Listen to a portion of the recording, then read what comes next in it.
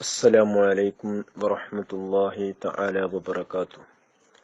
الحمد لله رب العالمين، أقبل الحمد على كل حال، الصلاة والسلام الأتمان على سيد المرسلين، كلما ذكره الذاكرون وكلما غفل عن ذكره الغافلون. اللهم صل عليه وعلى آله وسائر النبيين وآل كل وسائر الصالحين نهاية ما ينبغي أن يسأله السائلون. ബഹുമാനമുള്ള ഇസ്ലാമിക് പഠന വേദിയിലെ ബഹുമാനികളെ, പരിശുദ്ധമായ ഹജ്ജ് അതിന്റെ മാസമാണ് നമ്മളിലൂടെ കടന്നു പോയിക്കൊണ്ടിരിക്കുന്നത്. ഷവ്വാല്, ദുൽഖഅദ്, ദുൽഹജ്ജ്, ഇത് ഹജ്ജിന്റെ മാസമാണ്. പരിശുദ്ധമായ ഹജ്ജ് അത് ഇസ്ലാമിന്റെ പഞ്ചസ്തംഭങ്ങളിൽ 5-ാമത്തെ നമ്പറായി എണ്ണി നമുക്ക് പഠിപ്പിച്ചു തന്നതും കൂടിയാണ്.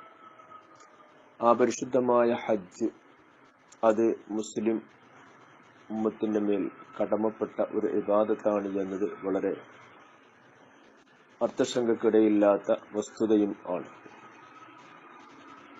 അത് എപ്പോൾ, എങ്ങനെ, ആര് എന്നതിനെ കുറിച്ചൊക്കെ വളരെ വിശദമായ വിശദീകരണങ്ങൾ നമുക്ക് ഹദീസിന്റെ വെളിച്ചത്തില്, പരിശുദ്ധ ഖുർആനിന്റെ വെളിച്ചത്തില് ഫുഖഹാ അതിൽ നിന്നും ഇസ്തിഖ്റാജ് ചെയ്ത് ഇസ്തിംബാത്ത് ചെയ്ത് മസ്അലകൾ നമ്മെ പഠിപ്പിച്ചു തന്നിട്ടുണ്ട്.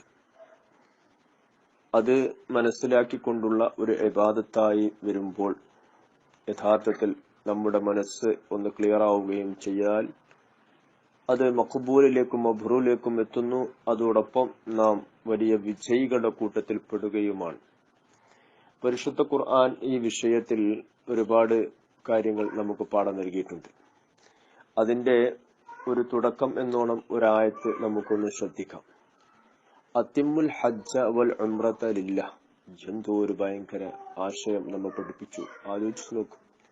അത്തിമുൽ ഹജ്ജ വൽ ഉംറ, ഉംറയെയും ഹജ്ജിനെ നിങ്ങൾ പൂർത്തീകരിക്കുക ലില്ലാഹി, അള്ളാഹുവിനക്ക് വേണ്ടി എന്നാണ്. അപ്പോൾ നമുക്കതിന് മനസ്സിലാക്കാൻ സാധിക്കണം, അല്ലെ സാധിച്ചു എന്ത്? പരിശുദ്ധമായ ഹജ്ജ് എന്ന ഇബാദത്ത് അത് ഇഖ്ലാസോട് കൂടെ മാത്രം ചെയ്താൽ മാത്രമേ അതിന് നമുക്ക് ഫലം കാണാൻ സാധിക്കുകയുള്ളൂ. ഏത് ഇബാദത്തും അങ്ങനെയാണ്, നമ്മുടെ സകല പ്രവർത്തനങ്ങളും അങ്ങനെയാണ്. എന്നിരുന്നാലും ഹജ്ജിനെ എടുത്ത് പറഞ്ഞപ്പോൾ തന്നെ അൽ ഹജ്ജു വഅതിമ്മുൽ ഹജ്ജ വൽ ഉംറത ലില്ലാഹ്, അല്ലാഹുവിന് വേണ്ടി മാത്രം. അതൊരു ഹസ്ർ ചെയ്തുകൊണ്ടാണ് പറഞ്ഞതും. ലില്ലാഹി ജാറു മജ്റൂർ ഹസ്റ. അപ്പോൾ അതിൽ ഒരു അർത്ഥം കൂടിയുണ്ട്. മാത്രമാണ്, അല്ലാഹുവിന് വേണ്ടി മാത്രമാണ്. മറ്റെന്തെങ്കിലും ഉദ്ദേശങ്ങളോ മറ്റോ വന്നു പോയിട്ടുണ്ടെങ്കിൽ, അതായത് ആളുകളെ കാണിക്കാൻ, അല്ലെങ്കിൽ ആളുകളുടെ പേര് കിട്ടാൻ, അല്ലെങ്കിൽ എന്നെ ഹജ്ജി എന്ന് വിളിക്കാൻ, ഇങ്ങനെ എന്തെങ്കിലും ഒരു ഉദ്ദേശം അതിനകത്ത് കയറിക്കൂടി കഴിഞ്ഞാൽ അതിന്റെ ഫലം വലിയ 0 ആയിരിക്കും.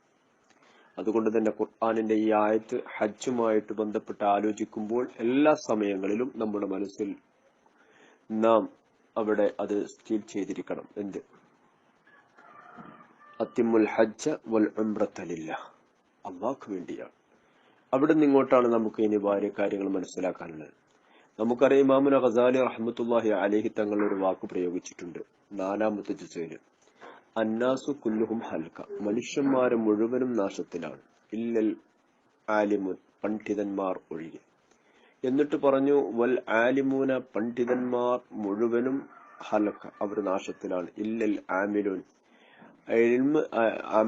ഇൽമ അനുസരിച്ച് അമൽ ചെയ്യുന്നവരൊഴികെ.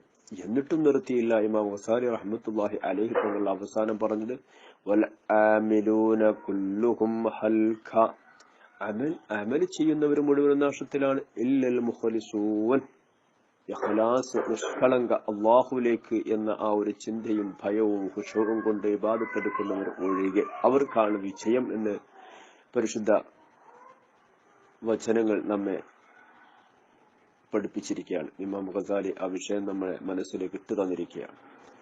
അപ്പോൾ അതൊക്കെ ഈ പരിശുദ്ധമായ വചനങ്ങളുടെ ചില വിശദീകരണങ്ങളാണ്. അത്തിമുൽ ഹജ്ജ വൽ ഉംറത ലില്ലാഹ്, ഹജ്ജിനെയും ഉംറയും അള്ളാഹുക്ക് വേണ്ടി നിങ്ങൾ ചെയ്യുക എന്നാണ്. അപ്പോൾ അള്ളാഹുവിനേക്ക് വേണ്ടിയുള്ള ഒരു അമലായിട്ട് അതിനെ നാം കാണണം. അപ്പോഴേ അതിന്റെ ഫലം നമുക്ക് ശരിക്ക് മനസ്സിലാക്കിയെടുക്കാനും